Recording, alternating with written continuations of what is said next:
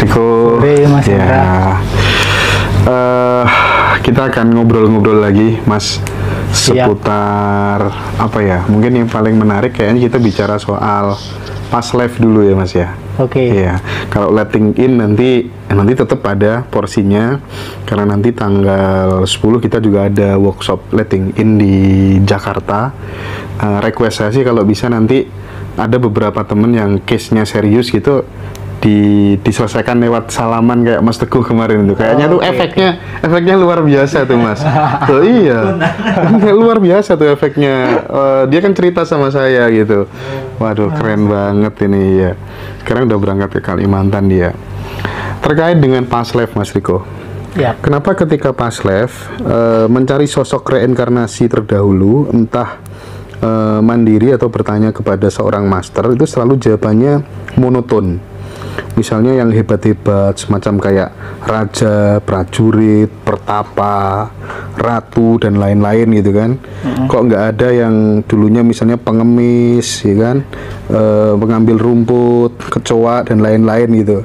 Apakah pandangan itu benar? Ataukah hanya sebuah ego yang ingin spesial dan dibungkus dengan label reinkarnasi? Menurut Mas Riko gimana ini? Nah, misal gini, misalnya Mas Hendra bayar ke orang ya, bayar ke orang buat dilihat pas live-nya. Terus jawabannya, dulu kamu reinkarnasinya kecoa.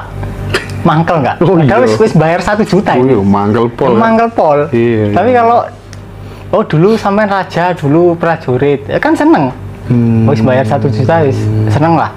Kalaupun kehidupan sekarang ini susah, banyak masalah, tapi kalau dulunya raja ya pasti senang lah. Intinya ya sebagai apa ya? Pemuasan ego saja. Mas Riko berarti sama sekali tidak percaya dengan tebakan-tebakan past life seperti itu? Enggak ya? Alasannya yang paling utama apa sebenarnya, Mas? Alasan yang paling utama ya sebenarnya kita tidak tahu. Nggak tahu kan? Itu mereka ngawur atau bener kan nggak tahu. Mereka sendiri tahu bener atau enggak kan juga nggak tahu kan asli. Iya juga. Nggak ada yang tahu. Kayak kita misal meditasi, terus terbayang visualisasi, oh dulu aku raja. Nah, kan itu pikiran kita. Kalau gambaran raja itu dibiarkan lenyap-lenyap, terus tiba-tiba muncul dulu kecoa, dibiarkan lenyap-lenyap, ya berarti kan itu cuma sebatas asumsi kan asli. Kalaupun kita masuk ke gelombang theta, terus muncul gambaran misal dulu raja, ya tetap asumsi. Kalau misal dulu itu ada hewan yang tidak kita tahu lah, misal kayak misal naga, terus kita nggak pernah lihat wujudnya, kira-kira bakal nampak nggak gambar naga? Nggak mungkin. Iya juga sih. Intinya pasti pikiran itu adalah sesuatu yang pernah kita tahu, pernah kita kenali. Jadi pasti kalau reinkarnasi ya yang kita tahu, entah itu raja, entah itu prajurit, entah itu apapun lah. Intinya yang pikiran kita tahu. Kalau ada suatu makhluk yang kita nggak tahu, ya nggak mungkin muncul. Dan lebih digunakan untuk itu sih, untuk apa namanya, menjebak orang yang sedang bingung. Oke. Misal orang bingung tanya, pas liveku dulu apa ya, kok aku bermasalah gini-gini. Nah itu kan berarti arahnya ke lari kan. Dia ingin menyalahkan sesuatu di luar dirinya, yaitu pas live-nya. Oh dulu pas liveku raja, terus aku menyakiti orang, akhirnya sekarang gini kan gitu. Tapi akhirnya dia nggak mau melihat bahwa yang menyebabkan kehidupannya itu sekarang susah adalah susunan emosi dan pikirannya sendiri. Yang menyebabkan kehidupannya susah itu apakah 100% susunan emosi dan apa tadi yang barusan disampaikan, dan pikirannya sendiri itu 100% itu aja, berarti selama dia sudah terlahir jadi manusia, ataukah memang sebenarnya memang ada kontribusi di kehidupan di masa lalu tuh, apakah ada sebenarnya menurut Mas Riko? Kita nggak pernah tahu di kehidupan manusia. Kita nggak pernah tahu. Kalau kita tinjau dari pengalaman langsung, dari kesadaran, ya nggak ada masa lampau kan. Nah, adanya hanya kekinian kan. Dan di kekinian atau di kesadaran itu nggak ada sosok. Walaupun jiwa yang terpisah itu nggak ada. Kayak misal kita sudah balik ke lautan lah. Iya, iya, iya. Status airnya masih ada nggak? Nggak ada. Jadi yang dinamakan jiwa itu bukan keterpisahan kayak jiwaku sama jiwa Mas Hendra bisa punya bentuk terus bisa lahir dulu, sekarang lahirnya beda, nggak gitu. Tapi kalau kita beda dari konsep pikiran pasti jadinya gitu, karena pikiran hanya mengenal keterpisahan. Kalau di dunia fisik kita terpisah kayak Mas Hendra sendiri, Riko sendiri, berarti jiwanya terpisah. Tapi kalau sudah masuk ke ranah kesadaran, artinya kalau kita sudah mengalami secara aktual, benar-benar mengalami, sudah mengalami satori, terus terjun ke dalam lautan, kita benar-benar tahu kalau jiwa yang terpisah nggak ada. Artinya ya past life nggak ada. Makanya kebanyakan orang tercerahkan seperti Ramana Maharishi ataupun seperti Bodhidharma, kalau ditanya dulu reinkarnasinya apa, mereka pasti jawab aneh-aneh, entah tikus, entah gajah. Intinya yang bikin orang itu pikirannya tuh jadi ternyata nggak penting ya. Oke. Mereka nggak pernah jawab dulu aku raja, nggak pernah. Ya agar pemahamannya manusia atau muridnya itu bergeser. Ya pas life ya, kalaupun ada ya udah lewat. Wong kita aja nggak inget waktu dulu kita kecil umur 10 tahun, nggak inget detail. Apalagi yang masa lampau dan nggak penting. Tapi itu bisa digunakan sebagai bisnis untuk bingungi orang, buat nipu, bisa buat nipu. Oke. Misal Mas Hendra bingung, misal aku reader lah. Mas, aku kok hidupku gini ya, aku pingin diramal pas life-nya gampang. Oh dulu sampean raja kok, terus sampean bunuh apa rakyatnya, akhirnya sekarang gini. Terus apa yang bisa dilakukan dengan kesimpulan itu? Nggak ada. Nggak bikin hidup kita juga lebih baik kan? Malah bisa jadi digandakan lagi. Kalau misalnya dukunya, misal Mas Hendra ini cewek, cewek cantik lah, terus tanya ke aku. Aku cowok kan, wah cantik ini lumayan nih. Akhirnya aku jawabnya oh dulu sampean itu permaisuri dan kebetulan aku rajanya. Udah selesai sudah. Orang bingung pasti kena. Iya. Ngiwi gratis sudah. Iya. Bahayanya itu. Kalau orang bingung bahayanya itu. Oke, Mas. Sebelum kita lanjut soal past life ya. Kadang kan ada ya anak-anak kecil gitu. Terus kemudian dia itu memiliki kecerdasan yang di atas rata-rata gitu. Terus kemudian muncul sebuah asumsi, oh dulu wajar kayak gitu, nggak masuk akal kalau anak sekecil itu sudah memiliki kemampuan di atas rata-rata layaknya orang dewasa begitu, hafalannya segala macam gitu kan. Banyak yang mengatakan, oh berarti dia jiwa tua, dia titisan atau kemudian reinkarnasi dari sosok. Ini kan terjadi di masyarakat kolektif kan seperti itu. Nah, bagaimana merespon hal seperti itu menurut Mas Riko? Nah itu lebih dimungkinkan karena waktu ibunya hamil, ibunya sangat bahagia, dan itu jarang kan. Biasanya orang hamil kan stres, apalagi masalahnya pasti banyak. Tapi ketika ada satu dua kemungkinan di mana ibunya sangat bahagia dan tidak ada masalah saat hamil, otomatis DNA-nya itu akan terekspresi secara sempurna. Akhirnya dia tahu, padahal dia itu belum waktunya tahu. Ya karena DNA-nya terekspresi sempurna. Nggak ada samskaranya. Karena samskara kan terbentuk ketika si ibu itu hamil selama 9 bulan, terus dia stres, terus dia menolak kenyataan yang datang, otomatis akhirnya samskaranya itu yang sama, akhirnya tersalur melalui plasenta ke tubuh bayi. Makanya ada bayi lahir tiba-tiba sakit kanker, yaitu masalahnya di ibunya waktu hamil. Nah, sebagai seorang reader, itu kan mesti ketika kemudian dia melihat past life seseorang itu kan banyak teknik ya. Salah satunya adalah harus meditasi selama berjam-jam terlebih dahulu gitu. Lagi-lagi Mas Riko ingin menyampaikan dan menegaskan bahwa itu hanya permainan pikirannya dia aja. Iya. Sangat subjektif. Sangat subjektif. Biasanya kan kalau untuk mengetahui past life itu ada namanya teknik hipnosis past life regression. Iya. Itu kita dihipnosis sampai di kemungkinan di theta bisa muncul gambaran-gambaran. Betul. Terus tinggal kita bilang, aku tadi gambarannya gini-gini. Ketemu ini. Terus diartikan sama readernya. Oh berarti dulu kamu gini-gini. Nah gambaran itu kan bisa aja gambaran dari film kan. Kita lihat film kolosal lah. Karena sekali lagi yang muncul pasti kita pernah melihatnya. Kita pernah melihat, dan itu pasti kombinasi. Misal kita pernah lihat film kolosal, terus lihat film kartun, terus lihat apa, berbagai kombinasi disatukan jadi satu gambar yang kebetulan hadir ketika gelombang kita di alfa. Karena kita tidak sadar ketika sedang alfa. Kalau kita bisa sadar ketika gelombang kita rendah, ya kita sadar. Kesadaran namanya. Sadar ketika sadar. Kan tidak sedikit ya Mas Riko ya, guru spiritual yang mendeklarasikan diri sebagai di past life-nya itu sebagai Isa Al-Masih, ya kan? Sebagai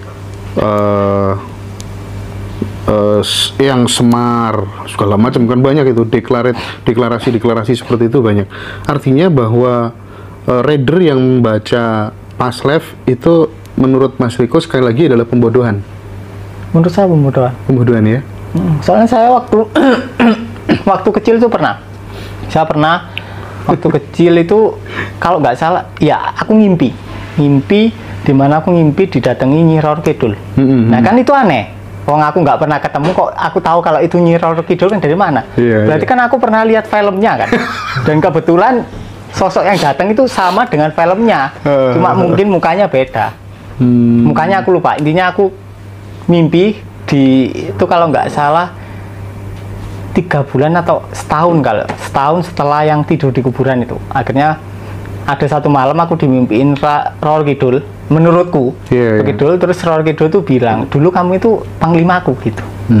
Nah akhirnya aku seminggu itu aku nggak ngomong ke nenekku, kayak oh berarti aku panglima rek, sombong gitulah. Terus ada satu momen ketika aku bilang ke nenekku akhirnya, nek aku loh apa itu namanya mimpi gini alalele mimpi kok ya kan itu mimpimu sendiri, bunga tidur. Ya bukan satu kebenaran, nenekku bilang gitu doang. Akhirnya dari situ aku tahu, oh ya emang mimpiku. Kalau nenekku yang bikin aku sadar itu beliau bilang, kalau kamu nggak pernah lihat film Roro Kidul atau kamu ada di Eropa nggak pernah tahu Ratu Kidul, kamu nggak akan mimpi Ratu Kidul. tapi entitas itu ada? Kemungkinan nggak ada. Maksudnya bukan entitas Roro Kidul ya, entitas yang kemudian dia berada di sekitar kita, yang kemudian dia bertubuh halus begitu, yang kemudian terkadang misalnya kayak tadi malam gitu, tadi malam itu tiba-tiba mobilnya Mas ini bunyi sendiri gitu kan, gitu, keluar jam 3 pagi gitu kan, nggak masuk akal kayak gitu. Entitas seperti itu menurut Mas Riko ada? Itu kan hasil dari atensi manusia kan. Ya bayangin aja manusia se-Indonesia atensinya ke makhluk gaib. Ya buyar. Makanya bentuk-bentuk setan berbeda-beda antar wilayah. Iya sih. Makanya di Indonesia ada pocong, kalau di Australia nggak ada lah, vampir biasanya. Makanya adanya kalau di Eropa filmnya Twilight. Film vampir kan. Kalau di Indonesia nggak ada. Paling GGS itu campuran. Ganteng-ganteng serigala gitu ya. Nah, oke, Mas. Rata-rata kalau menurut Mas Riko, orang yang konsultasi soal past life ya, rata-rata gitu, sebenarnya dia pengen apa sih sebenarnya rata-rata gitu? Nggak tahu, aku nggak pernah. Menurut pembacaannya Mas Riko kira-kira gitu, dia kok pengen banget tahu masa laluku apa? Logikanya ya, logikanya ya berarti dia lagi nganggur gitu aja. Lagi bingung, misal hidupnya lagi susah, terus dia nyari penyebab, kenapa ya aku kok sekarang susah ya? Oh, kan pasti ada kesimpulan kan di kepala. Oh, paling aku dulu penuh dosa gini-gini, akhirnya ke reader lah, ke past life reader, akhirnya tanya. Nah, intinya kita itu hanya ingin asumsi kita itu dibuktikan benar. Kita berasumsi kalau hidup kita susah gara-gara dulu kita punya dosa yang besar di past life. Akhirnya kita mencari pembuktian dengan jalan ke reader itu tadi. Dan pasti kejadian. Ya mereka kan tinggal bilang iya. Saya mendapat cerita banyak dari sahabat-sahabat pelaku spiritual gitu ya, dari berbagai macam penjuru begitu. Ini soal twin flame, Mas Riko. Ya kan, rata-rata guru spiritual ketika kemudian ceweknya itu cantik gitu ya, yang datang itu cantik gitu, dia bilang itu tadi seperti yang Mas Riko sampaikan tadi. Oh, kita dulu pernah hidup bersama gitu. Banyak, baik itu spiritualis muda maupun yang tua itu di mana-mana. Terus kemudian akhirnya terjadi kayak meditasi bersama di kamar gitu kan ya. Atau kalau nggak gitu, misalnya si klien itu pengen laris dan lain sebagainya, diajak janjian di hotel gitu. Jadi praktik-praktik pembodohan, penipuan itu terjadi luar biasa masif di kalangan oknum-oknum spiritual. Nah, gimana Mas Riko ngejelasin ini tentang Twin Flame itu sebenarnya ada apa enggak gitu? Nah, sebelum kita bahas Twin Flame itu kita perlu tahu bahwa sejak dini manusia itu sudah ditanamkan dogma tentang seks, bahwa seks itu kotor, seks itu memalukan, tabu. Sekarang tak tanya aja, menurut Mas Hendra, orang tuanya Mas Hendra memandang seks itu kayak gimana? Ya pasti kotor lah. Nah, itu berarti perspektif umum kan? Secara tidak langsung perspektif itu juga dimiliki oleh Mas Hendra. Pasti apa yang diyakini orang tua pasti juga kita yakini. Turun. Warisan. Iya, warisan. Kalau orang tua kita menganggap seks itu tabu, ya kita pasti menganggap seks itu tabu. Dan ketika kita punya dogma, otomatis kita tetap nge-seks kan. Tapi nggak bisa total. Nah, karena nggak bisa total, akhirnya seks itu menghantui kehidupan kita. Apapun yang kita lakukan itu di coloring atau diwarnai oleh obsesi seks.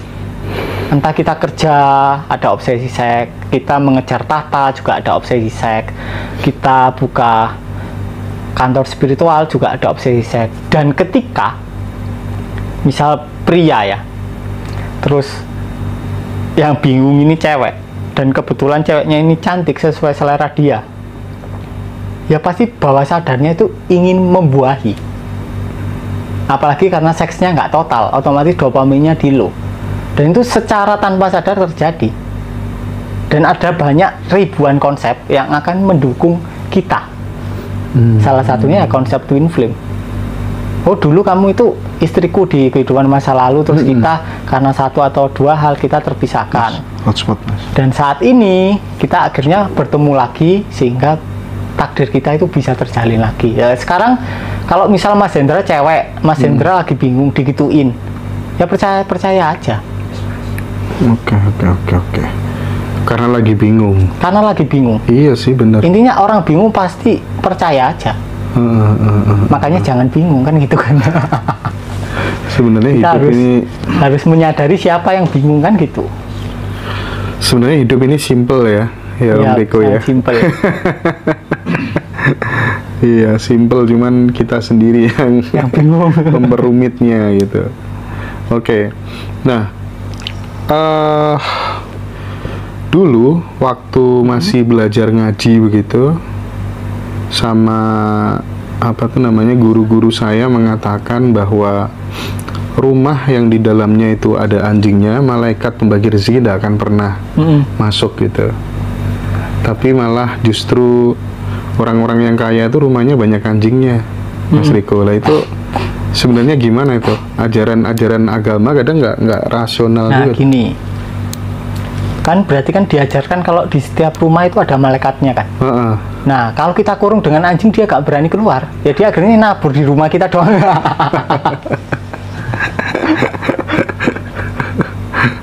Iya juga ya.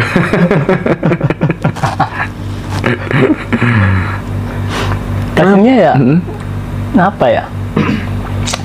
Intinya karena asumsi aja sih. Asumsi aja. Jadi kayak misalnya hewan anjing dianggap penghambat rezeki, tapi kalau di agama lain dianggap dia bukan apa-apa, ya beneran kejadian. Oke. Hasilnya ya, masalahnya tuh ya pikiran kita sendiri yang memberi limitasi.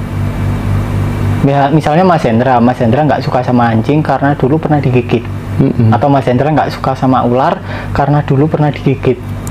Itu terbawa, akhirnya ketika Mas Hendra memberikan ajaran, pasti ada warna-warna di mana sampean menolak ular karena sampean ada trauma terhadap ular. Dan ketika itu disebarluaskan, ya coloringnya itu masih ada trauma terhadap ular, dan muncul asumsi bahwa ular akan menghambat rezeki. Padahal bagi orang lain belum tentu. meskipun bagi Mas Hendra sangat menghambat. Oke.